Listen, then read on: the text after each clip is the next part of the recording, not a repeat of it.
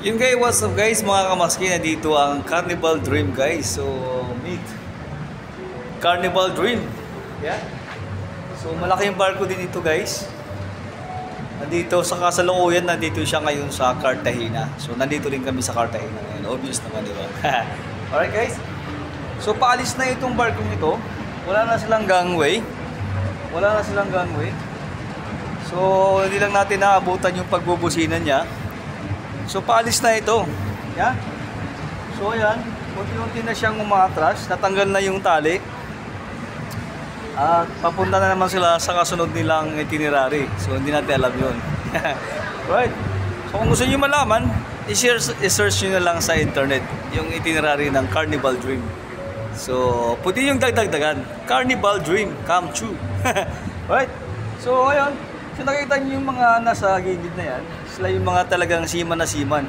Yan, yung mga nasa wings ng Carnival. Sila yung nagbabantay dito sa ano, nagtitingin, naglook out sa gilid ng barko. Kasi sa laki ng barko, hindi talaga masyado makikita sa camera. So yung mga nasa bridge, yung wings na yan, sa 1, 2, 3, 4, ay yun yung tinatawag na bridge kung saan yung driver ng barko, yung manubilan ng barko, at saka yung kapitan nandun naka-stay, nakaupo lang yan doon. Nagtitingin lang yung sa camera at saka sa radar. So yun, ito yung gangway ng Rhapsody of the Seas guys. Ayan, so nakita nyo. So maya-maya ay lalayo na yung Carnival Dream kasi umalis na sila. Yun, bye-bye Carnival Dream. Yeah. So, malaki yung barko din yan. So, swerte yung mga napunta sa barko na yan kasi malaki. Yan. Ilang lifeboat yan? Ilan ang lifeboat? 1, 2, 3, 4, 5, 6, 7, 8, 9, 10, 11, 12, 13, 14, 15. Imagine, 15 lifeboats. So, ang laki. Plus 1 rescue boat. So, 2 rescue boats. So, 30. 15, side by side is 30 lifeboats. Wow, ang laki. Ba?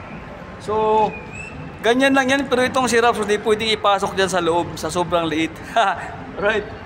Sa sobrang laki rin ng Carnival. Kaya pwede siyang ipasok. Right? So, titignan natin sa unahan guys. Susundan natin si Carnival Dream. So, tayo ay papasok na. So, ganun talaga. Kailangan natin mag-advance ng trabaho para sa mga pending jobs. So, ayun. So dito ako right now, right here, Rhapsody of the Seas sa Deck 5. So ayan, so mga pasahero nagkakawayan. Kumakaway sila sa Carnival Dream, nagpapaalam sila. Ayun. So sa mga nakita nyo, nagpapaalam sila dahil paalis na si Carnival Dream. So ayun, diba?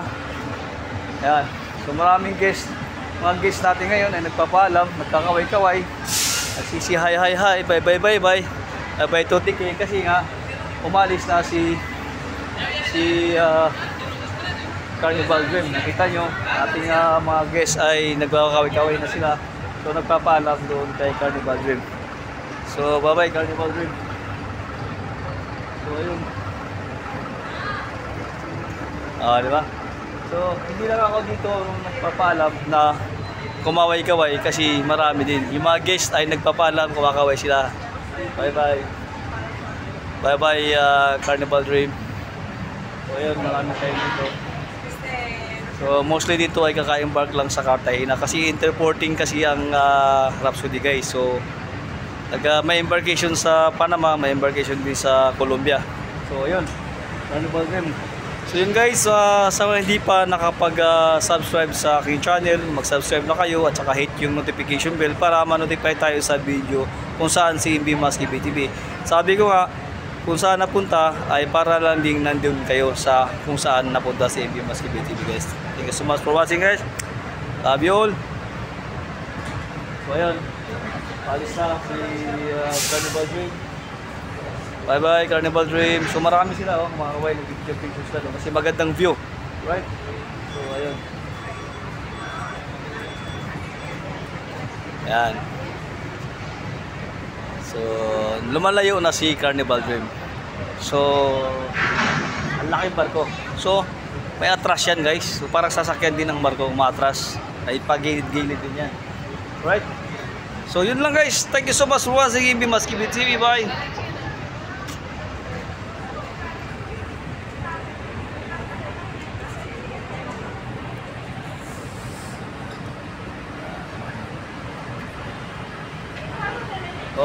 Oh, gusto mo mag-shoutout para sa Pilipinas? So, yan.